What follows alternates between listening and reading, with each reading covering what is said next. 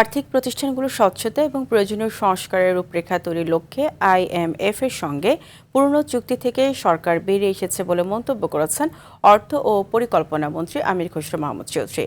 সফররত আইএমএফ প্রতিনিধিদের সঙ্গে বৈঠক শেষে এই মন্তব্য করেন তিনি। দেশের স্বার্থ বিবেচনা করেই সংস্থাটির সঙ্গে ঋণ পাওয়ার নতুন চুক্তি করা হবে বলেও জানান তিনি। এদিকে এনবিআর চেয়ারম্যানের সঙ্গেও বৈঠক করেছেন আইএমএফ এর প্রতিনিধিরা। আরও জানাচ্ছেন তৌহিদুর রহমান। আন্তর্জাতিক মুদ্রা তহবিল আইএমএফ এর সঙ্গে ২০২৩ সালে $৪৭০ কোটি প্যাকেজ থেকে বাংলাদেশ ইতিমধ্যে $৩৬ কোটি পেয়েছে। তবে বিভিন্ন শর্ত পূরণে ব্যর্থ হওয়া এবং মতৈক্য না হওয়ায় ষষ্ঠ কিস্তি আটকে যায়। এর মধ্যে নতুন করে আলোচনায় এসেছে $৪.৫ বিলিয়ন চুক্তি। এমন প্রেক্ষাপটে ৫ দিনব্যাপী বাংলাদেশ সফরে রয়েছেন আইএমএফ এর একটি প্রতিনিধি দল। দেশের আর্থিক প্রতিষ্ঠানের বিভিন্ন প্রতিনিধিদের সঙ্গে বৈঠকের অংশ হিসেবে জাতীয় রাজস্ব বোর্ডের চেয়ারম্যানের সঙ্গে মতবিনিময় করেন প্রতিনিধি দলের সদস্যরা। অ্যান্টিব্যাকটেরিয়াল ফর্মুলা বাসনকে চকচকে জীবাণুমুক্ত করে আমাদের দেয় গ্লিটার গ্যারান্টি। সচিবালয়ে অর্থমন্ত্রী আমির খসরু মাহমুদ চৌধুরীর সঙ্গেও বৈঠক করেন আইএমএফ এর প্রতিনিধিরা।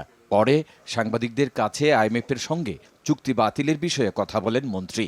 দেশের আর্থসামাজিক বাস্তবতায় আর্থিক সংস্কারের কথাও তুলে ধরেন তিনি। তারা একমত হয়েছে যে সিকোয়েন্সিং করতে হবে, যে কি যেহেতু যখন যেটা প্রয়োজন আমরা বাংলাদেশের অর্থনৈতিক প্রেক্ষাপটে, বাংলাদেশের জনগণের প্রেক্ষাপটে, দেশের প্রেক্ষাপটে আমাদের বিভিন্ন পরিবর্তনগুলো ক্রমান্বয়ে আসবে।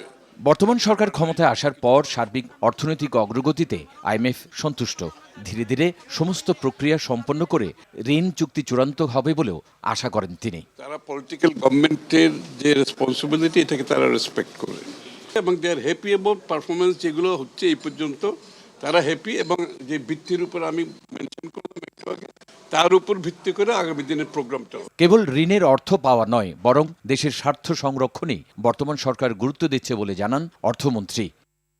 তৌহিদুর রহমান, RTV, ঢাকা।